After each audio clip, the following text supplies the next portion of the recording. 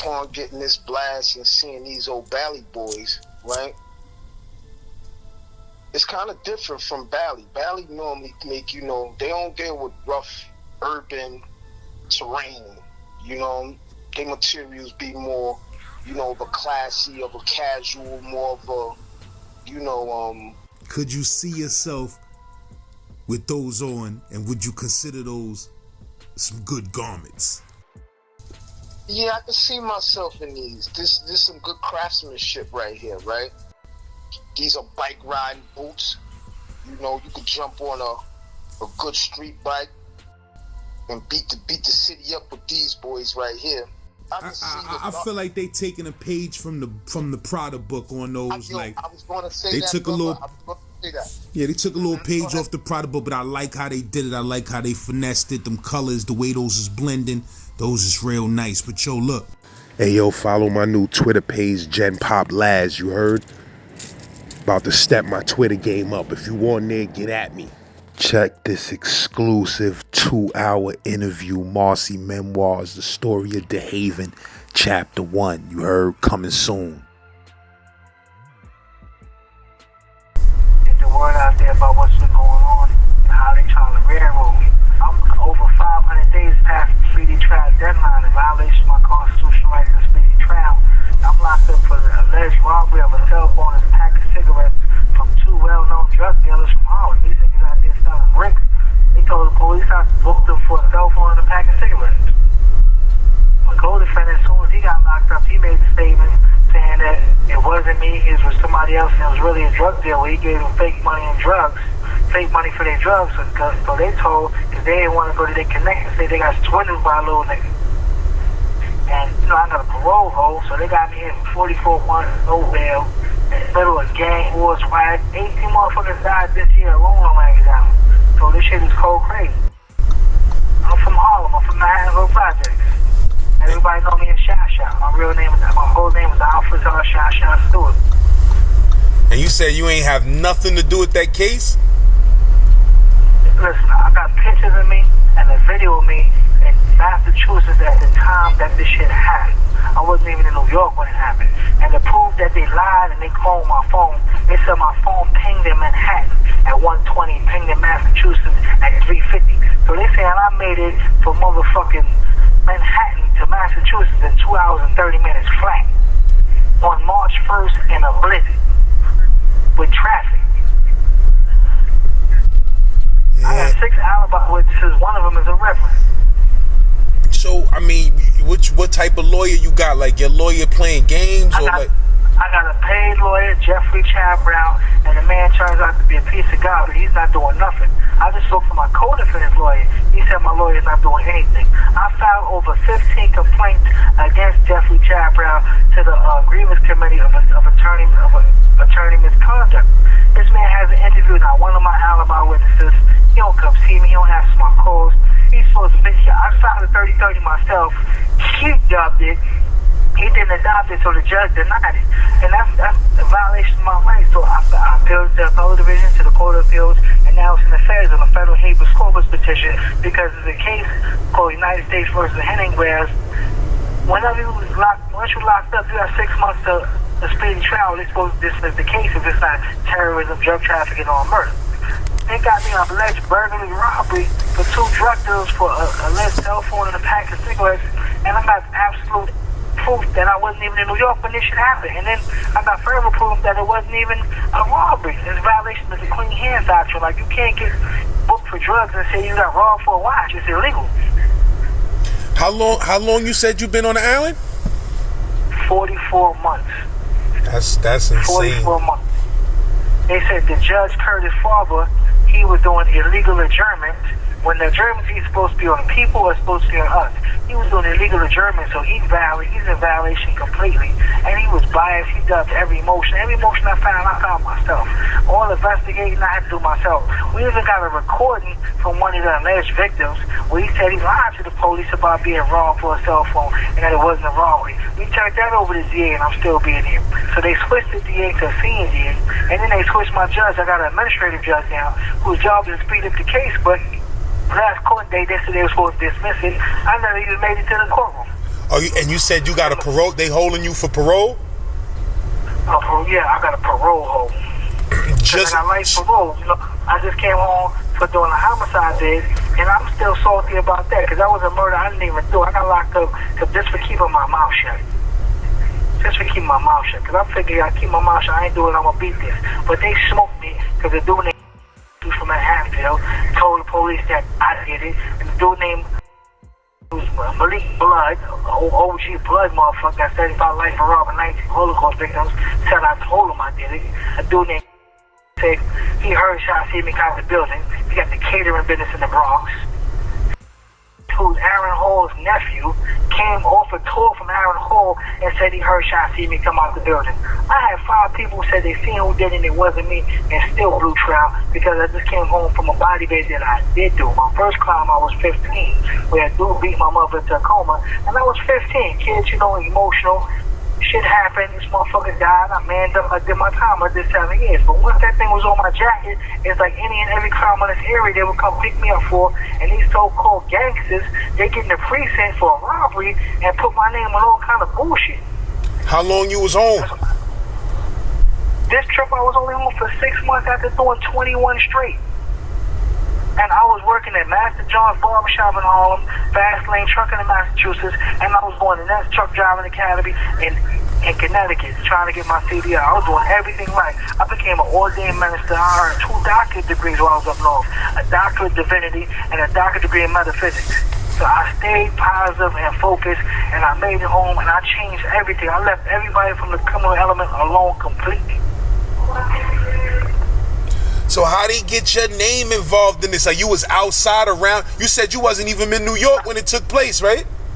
The detective told me once you have a criminal record and you come home, your photograph is put in every photo array for every crime in that area until they get a hit, and they try to force them to pick you because somebody with a record is easy to get a conviction on.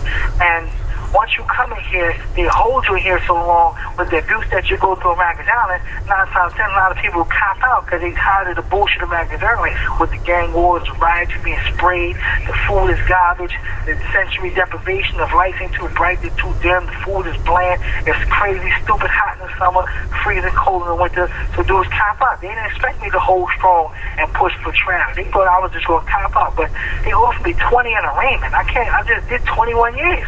And for something I didn't do, I'm going all the way. They offer you 20 years for a cell phone robbery? A cell phone and a pack of cigarettes. 20 years. Bro, nah, and they gave me 4 counts of burglary, 4 counts of robbery. So if I blow trial, that's 400 years, 25 for each count. But why the burglary? They saying you went in the dude's crib or something? Yeah, now check this out. They said from the beginning of this case, they had videos of me entering and exiting these 2 apartments. They didn't produce this video since I've been down in 44 months. My co-defendant said he went there with somebody else and named the other person. So if they did have this video, it's exculpatory because it shows that it was somebody else, it wasn't me. So all of a sudden this video disappeared. 12 cops showed up. We got pictures of 12 cops with body cameras and red lights on. That one turned over 1 body camera. So where's the other 11 body cameras? The other 11 body cameras will show these people, they had their house, this man got locked up for his house being a drug mill before. There was scales in there, they had 2 grown pit bulls. How do you, ain't nobody robbing your house, you got 2 grown pit bulls. Like, this is amazing. This is crazy. Yeah, that shit is nuts, bro. So what they did, they snatched you up from parole? From parole, man. From parole. That life parole, man, they be trying, that life parole, they be thirsty to violate dudes, man, for facts. Yeah, it's nothing they can really do. It's like, this shit is, and they do profiling. Like, I caught a case in Massachusetts for this profiling, attempt to commit a crime. Nigga, I'm 5'5", I wear size 9. They said they found a size 12 footprint in the snow, and then I was knocking on somebody's door, and they arrested me. I had to bail out for 15. My boss bailed me out. I had the Fast Lane Trucking hat on, Fast Lane Trucking bright red shirt on. I'm in the Fast Lane Trucking truck. They pulled me out the truck and said I was trying to rob somebody. Profiling. So my boss, luckily he had cameras in the truck, so I never got out the truck. So I got to get out and go back up there just to get that case dismissed. So it wasn't for these cameras, I'd be jammed up with a lot of shit. Like, it wasn't for this video and these pictures. Like, I have a picture of me with a suit and tie on. Their theory is that I drove from Massachusetts to the Bronx to go to Samaritan Daytime Village, a drug program that I graduated from that day. I got a certificate, took pictures with Reverend Concepcion. And then they said that from there I changed up to a ski mask, sweatsuit, Nikes, and went to Manhattan to get with a known crackhead in Manhattanville projects, where everybody on the planet knows me. Went to a building next to his, went to these people apartment on the 11th floor, knocked on their door, went in there with guns blazing, talking about we want your cell phone and your pack of cigarettes. Said I changed back up to a suit and tie, went back up to Massachusetts with a suit and tie, and guns and the phone and all that in the car, and drove back to Massachusetts, then took pictures in Massachusetts. Now they said the robbery happened at 12:45. The picture of me in Massachusetts is 2:17. What part of Massachusetts? Boston? No, we was in. My first stop was Springfield. It was. They saying you went from Manhattanville to Springfield in 2.5 hours. Yep, 2 hours 30 minutes flat on a Friday, March 1st, the first of the month with traffic. And it said 2 hours 30 minutes flat. So my phone pinged at 1:20 in Manhattan and pinged at 3:50 in Springfield, Massachusetts. Did they show proof that your phone pinged in Manhattan? My lawyer said that that's a junk science. That's not accurate science because there's cases that came out where it doesn't show where your phone. If your phone pings here, it doesn't ping to the closest location. It pings at the tower that's not all the way full. If all the towers are full over here, your phone could ping in New Jersey while you're in the Bronx. Because it goes to the tower that's not full. It's a junk science, but people don't know that, so they be using that to jam people up with. So it goes to the tower that's not full. And in Manhattan, the majority of towers are always full. So you could be in Manhattan and your phone will ping in Brooklyn if you're close to Brooklyn. It's whichever tower is not full that's closest to you.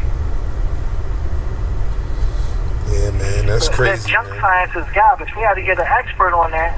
And it's like everything I saved up on this truck job, my barber job, I spent on these lawyers. I gave this man $10,000, and he's so nonchalant, laid back. My co-defendant attorney said he's mad that he's not doing anything, and that I'm over 500 days past the speedy trial deadline. I was supposed to have been home 500 days ago. That's why I've been doing podcasts on the Black Agenda Report, on prisonskills.org, on abolitionisttoday.org, Eyes on You movement, to try to get it out there. Like what they're doing to us is wrong. They hold us in here and try to make us fold and cop out. I can't even take time served because I got life parole. They'll smoke me, send me up north, and hit me at the board for the next 10 years. Yeah, man, you can't take. Can you cop out to what you call that shit? A fine. I can't take out nothing. I can't take a fine. I have life parole. I can't take nothing. But the good thing about it is with life parole, if you're home with no police contact in 3 years, they take you off. You become inactive. So I beat this case. They're gonna have to take me off parole. How long was you on parole without no incidents? I was only home for 6 months. Oh yeah, that's and they right. say I booked somebody with who the hell does 28 years to come home and rob somebody for a cell phone? And mind you, if you look at my Instagram, it's Chief Shop over on Instagram. I'm chilling. I'm enjoying life. I had 2 cars. You have 1 minute left. I was really, really enjoying life. Everybody for me because they didn't want me to get in no trouble. I didn't have to do anything. I ain't never I'm from Harlem. We don't rob people. We get money. And I left the streets alone, so I had 2 good jobs. I work in the barber shop. I'm making like $600 a day just cutting hair. Dudes come to get haircuts just because they want to see me stay out of trouble. My man put me in next truck driving academy so I could get my CD out and hired me at his truck driving company, Fast Day Trucking in Massachusetts, all so I could just stay out of trouble, man. So I was good. I had 2 legit jobs that was giving me nice change. The phone about to cut off, but I'm not gonna call. I'm gonna call right back. But this shit is bad, and what they put you through in here is horrible. Like, I'm not even seeing the judge no more, and the lawyer's not even pull up. He don't even answer his phone. I'm contacting my co-defendant's attorney to get information on what's going on with the case. My next court date is November 30th. They're supposed to dismiss this case. Thank you for using Securus. Goodbye. 911 report I got says the female called the police and said that the person who came in with my co-defendant, who they knew, they said the person who came in was supposed to be me, had a ski mask on. And yet 6 days later, they picked me out in the photo array saying they absolutely sure it's me. And you said that your co-defendant said it was somebody else that was with him and not you? That named the person and everything. You don't know the dude, the co-defendant? Yeah, I know the co-defendant. He's from the projects. I know the guy. I know, but he was when I came home after 21 years, he's an addict. He fell off once upon a time. He was a good dude, law-abiding citizen, legit and all that, but he fell victim to addiction. So they say I'm linked up with a known addict and booked these people with an addict. And what's crazy, what he kept it so funky, he stepped forward before he even got locked up. I got locked up first. He sent the DA and the judge a video saying that it wasn't me and it was him and somebody else, that they got the wrong man, that it wasn't a robbery, it was really a drug deal. And when he got locked up, he made the same video to the DA's office and then mailed me a notarized sworn statement saying the same thing. When I went to court, I asked him why you did that. He said, because I treated him the same way like I treated him for back in the days. Like when I came home, because I became a minister, I gave him money, I bought some sneakers. I didn't treat him like everybody treated him just because he was messed up. And thank God I did, because he stood up when he heard that I got locked up. For dudes submit, I think by law, man, by law, if a dude submits a notarized letter saying that you ain't do it, they supposed to dismiss. Yeah, but they're telling me because of my record, because I did 2 homicide bids, they don't give a fuck. So you say your next court date, your next court date supposed to throw it out?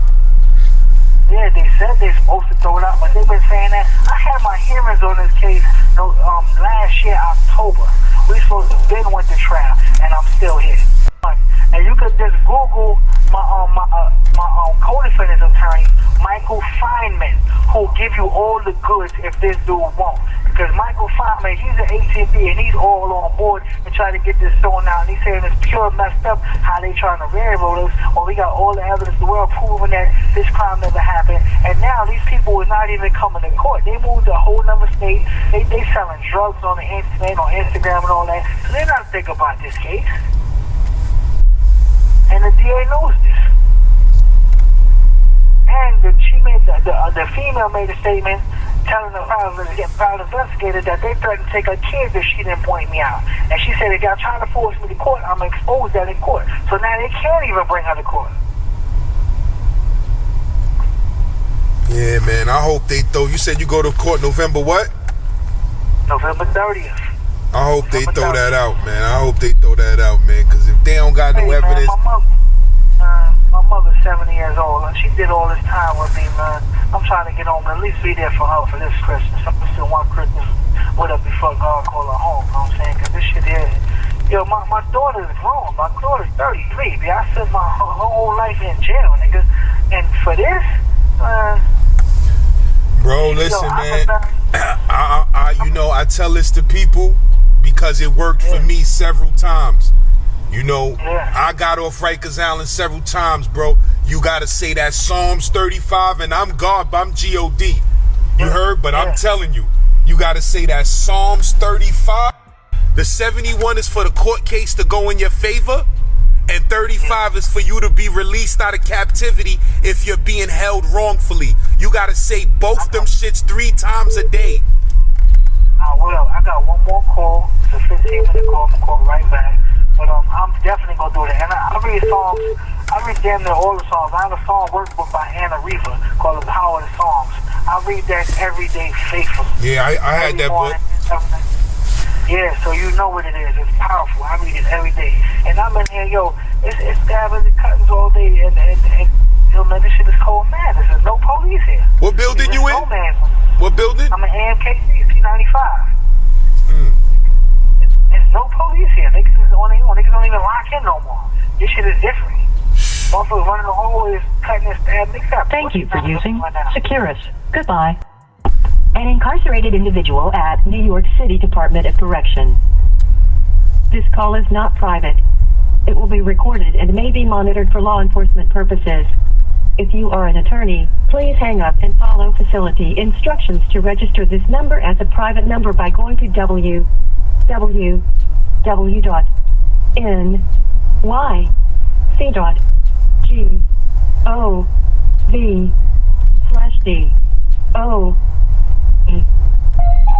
Yeah. Yeah, bro. Yeah, my brother, he let me use part of his phone call, so I ain't gonna use the whole thing. But yeah, bro. But yeah, that Psalms is serious, bro, because I was locked up for stuff, you know, on several occasions, and I just said, fuck it, let me go in with these Psalms, and I walked out them doors. You feel what I'm saying? So before you get to that next court date, make sure you say that Psalms 30. Let me tell you how you really supposed to do it. A Rastafarian put me on. You know the science of this shit is hoodoo. Hoodoo is basically an Ethiopian-based religion. You feel what I'm saying?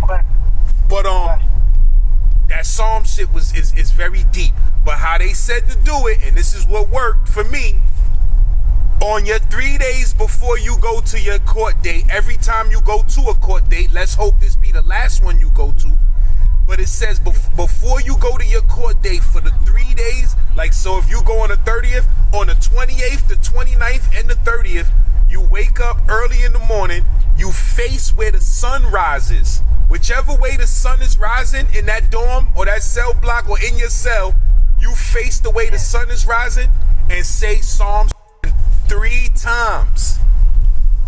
3 times. And you do that for 3 days straight until you go to court. And I'm keeping it real with you, bro. I'm not a superstitious dude, but you know, I've been on Rikers Island where I wasn't supposed to be there and I need to go home.